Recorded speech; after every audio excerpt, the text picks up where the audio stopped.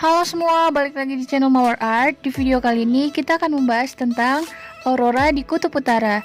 I hope you enjoy this video. Thank you.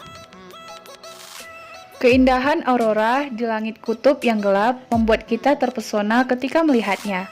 Aurora merupakan fenomena pancaran cahaya yang menyala-nyala pada lapisan ionosfer bumi sebagai akibat adanya interaksi antara medan magnetik yang dimiliki bumi dengan partikel bermuatan yang dipancarkan oleh matahari atau angin matahari. Aurora yang terjadi di daerah sebelah utara dikenal dengan nama aurora borealis, terjadi di antara September dan Oktober, Maret dan April. Di balik keindahan aurora, tahukah kamu bagaimana proses terjadinya aurora? Berikut penjelasannya. Medan magnet matahari yang tak stabil dapat menyebabkan terbentuknya sunspot atau bintik matahari. Bintik matahari ini merupakan area gelap dan area dingin matahari berukuran 50.000 km yang bersuhu 3.800 derajat Kelvin. Keadaan medan magnet yang semakin tidak stabil dan tingginya intensitas aliran konveksi pada pusat matahari menyebabkan daerah sunspot yang bersuhu dingin menjadi meningkat. Tekanan arus yang terjadi terus-menerus membuat sunspot jebol sehingga terbentuk flare atau lidah api dan melepaskan partikel bermuatan yang menyebabkan terjadinya proses badai matahari yang dapat terlontar ke bumi. Magnetosfer merupakan lapisan langit yang dipengaruhi oleh garis daya magnet bumi, berfungsi untuk melindungi bumi dan seisinya dari terjangan benda-benda dan partikel ruang angkasa yang sangat berbahaya bagi kehidupan. Gaya garis medan magnet ini melingkupi bumi hingga jarak 10 kali radius bumi pada sisi bumi yang masih siang hari, dan pada sisi bumi yang malam hari mampu mencapai ratusan kali dari jari-jari bumi itu sendiri. Sehingga saat pertama kali badai matahari mencapai bumi, maka partikel yang dibawa oleh angin surya atau solar wind akan terbagi menjadi dua bagian. Yang pertama, dibelokkan ke sekeliling bumi ke dalam suatu area yang disebut sebagai magnetoshead. Kedua, ada sebagian partikel yang masuk ke dalam lapisan atmosfer.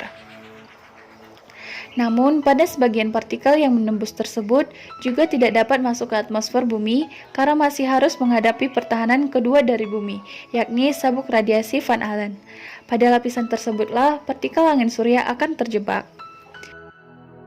Saat partikel yang masuk ke atmosfer terjebak di sabuk Van Allen, partikel-partikel angin matahari akan menggerakkan sejumlah besar listrik di atmosfer ke medan magnet terkuat di bumi yang terletak di kutub utara dan kutub selatan. Semakin dekat dengan magnet bumi, maka auroranya akan terlihat makin besar dan jelas. Sebaliknya, semakin menjauh dari kutub, maka medan magnet bumi semakin lemah. Kemudian, terionisasinya partikel angin matahari di lapisan ionosfer bumi. Proton dan elektron yang luar biasa besarnya di atmosfer atau sabuk Van Allen akan dibawa oleh angin surya ke lapisan ionosfer yang nantinya akan terionisasi.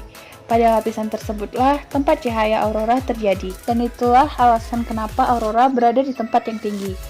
Pada ketinggian di atas 241 km, aurora yang tampak umumnya adalah warna merah. Pada ketinggian 241 km, maka tampak warna hijau. Pada ketinggian 96,5 km ke atas, tampak warna ungu.